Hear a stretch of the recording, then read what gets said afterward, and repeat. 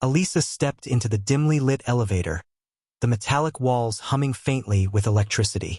The smell of disinfectant mingled with something older, almost decaying, clinging stubbornly to the air. The button panel flickered once before stabilizing, numbers glowing unevenly like teeth in a dark, uneven grin. As the doors began to close, Elisa hesitated, a chill creeping up her spine.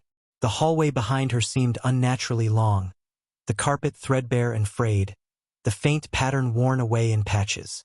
She pressed the button for the top floor, and the elevator shuddered, jerking slightly as it began its ascent.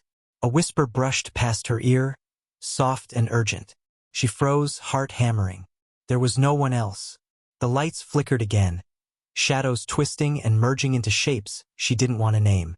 Her breath came shallow, each inhale sharp with fear. Elisa tried her phone's flashlight, hoping the small beam of light could anchor her sanity. The elevator speaker crackled, static slicing through the faint hum. Suddenly, a voice, soft and distorted, spoke her name. Elisa's pulse spiked. It was close, intimate, almost pleading, like someone had known her every secret. The elevator jerked violently, stopping mid-floor. Elisa's fingers trembled over the buttons, pressing them in frantic repetition. The voice grew louder, chanting something she couldn't understand, the syllables twisting in her mind until they hurt. A cold gust swept through the small cabin, as if the walls themselves exhaled. Elisa's reflection in the metallic paneling seemed off, her eyes darker, shadows pooling unnaturally under them. She pressed the emergency button, but the line was dead, replaced by a silence that felt almost alive. Her phone screen went black, then flickered on with a single word glowing: run. Elisa's heart raced, confusion tangled with raw fear. She stumbled backward, gripping the handrail, but the elevator seemed stretched, the ceiling impossibly high. The floor numbers flickered wildly, skipping and reversing as if time itself had fractured. Then the doors opened. Elisa stepped into a corridor she didn't recognize. Peeling wallpaper sagged like wet cloth, lights dim and swinging. Distant footsteps echoed slowly, deliberate, though no one was visible. The air was damp, smelled of mold and something coppery, metallic. Elisa's instincts screamed at her to move, but the air resisted her motion, thick and oppressive. Whispers seeped from the walls, voices overlapping, discordant, naming her fears with unerring precision. Each step she took amplified the sense that she was not alone. Turning a corner, she found the corridor ended abruptly. A large, cracked mirror reflected her image, but her reflection didn't move in sync. It smiled, tilting its head unnaturally, eyes black voids of hunger. Elisa's stomach dropped as she realized the figure was trying to step out of the glass, its hands pressing toward her. She backed away, tripping over frayed carpet edges, the whispers growing louder, now joined by faint cries and muted laughter.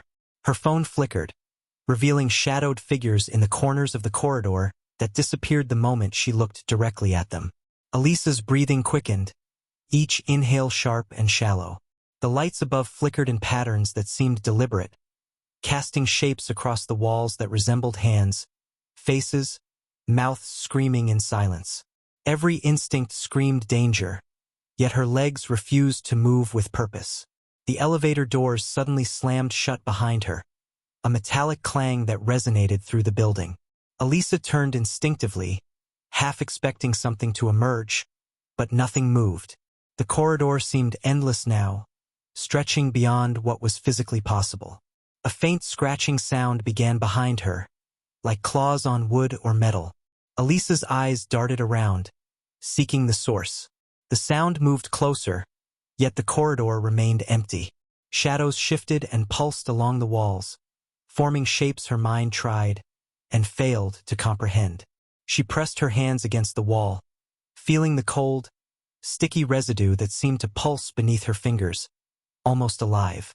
The whispers coalesced into a single phrase, "Don't leave."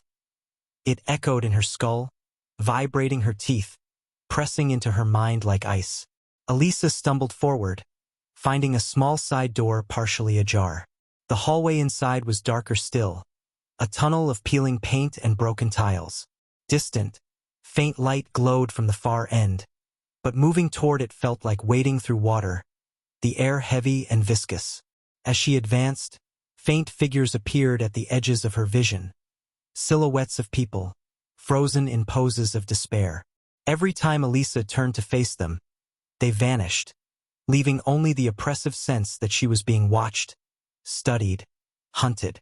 The whispers now blended with distant breathing, uneven and shallow, as though someone or something was exhaling through the walls.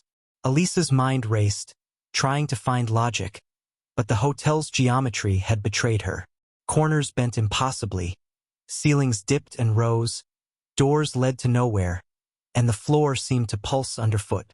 Finally, Elisa reached another elevator, its doors open like a dark mouth.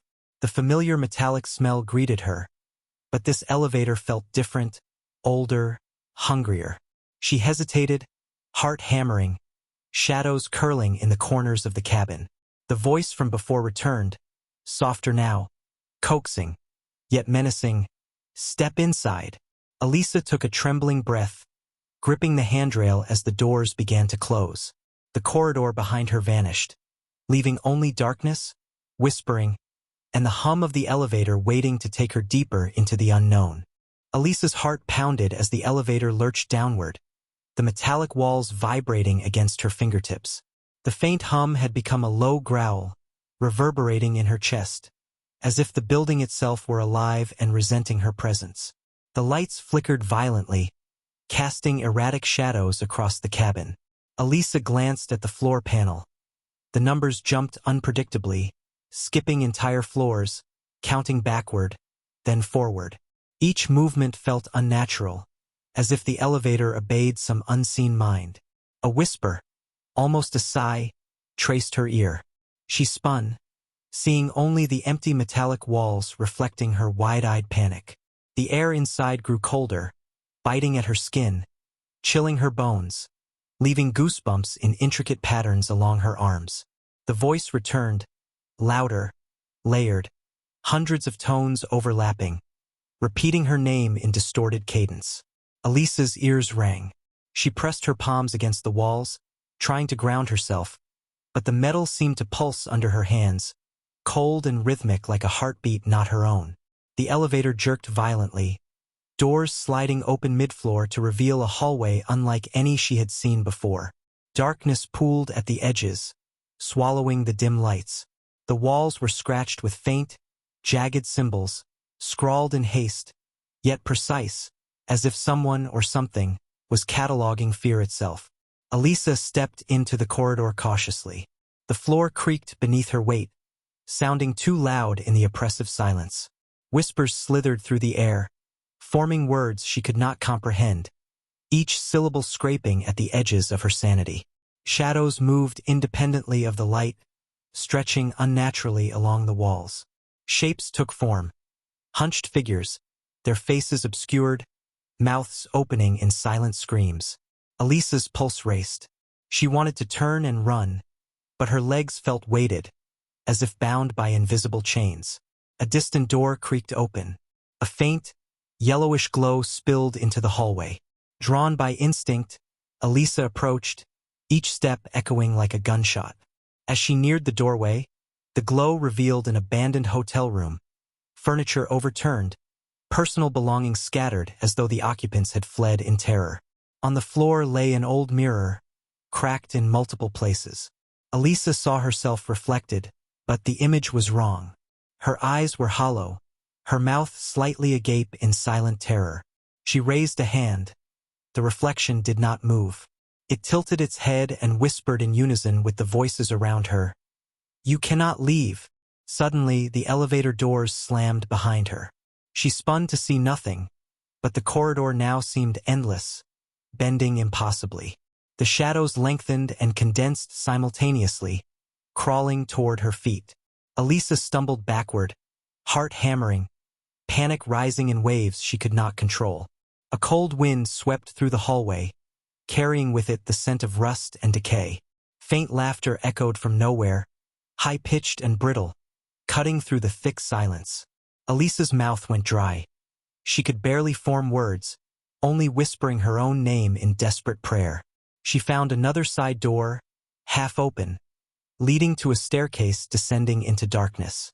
Every step she took was amplified by the hollow echo, the walls pressing closer with each descent. The whispers grew frantic, urgent, demanding something she could not understand. At the bottom of the stairs, she entered a room filled with shadows moving independently of light. Dark silhouettes crouched and watched, some pressing against the walls, others kneeling in corners, all impossibly still, yet radiating intent. Elisa felt their gaze pierce through her, cold and calculating. The voice, now singular but commanding, resonated in her mind. Look deeper. The shadows swirled around her, forming a vortex that threatened to pull her in. Elisa's chest tightened. She struggled for breath as if the room itself tried to consume her lungs. A single light flickered overhead, illuminating a worn journal on the floor. Elisa approached cautiously, hands trembling. She opened it to pages filled with frantic, looping handwriting. The words seemed to shift as she read, forming phrases that described her fears, her memories, her regrets. As she turned the pages, the shadows began whispering in unison. You belong here.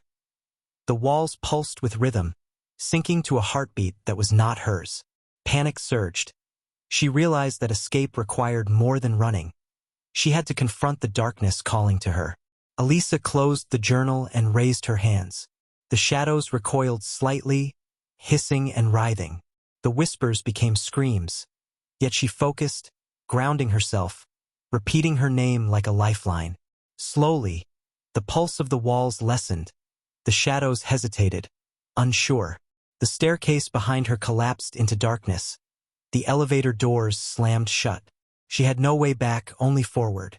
Elisa took a trembling breath and stepped toward the faint glow of a distant exit, feeling the oppressive gaze of unseen entities. At the far end, a door marked exit glimmered with unnatural light. The whispers swelled, pleading and threatening simultaneously.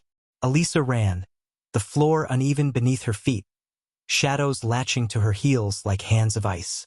She reached the door, flung it open, and was met with silence. The hallway outside appeared normal, hotel lights flickering faintly. Her chest heaved as relief surged, but she knew the voices had not gone. They lingered, echoing in her mind, reminding her that the hotel had claimed a part of her soul. Elisa paused, turning back to the darkness she had left. The whispers softened to a single phrase, lingering in the air. We will see you again. She swallowed hard, took a deep breath, and stepped forward, determined to never return, though she knew the shadows would follow in her memory forever. Don't forget to hit subscribe and ring the notification bell. Elisa's journey is far from over, and every shadow in the Cecil Hotel has a story waiting for you. Leave a comment if you dare, and share this tale with those who love the thrill of fear.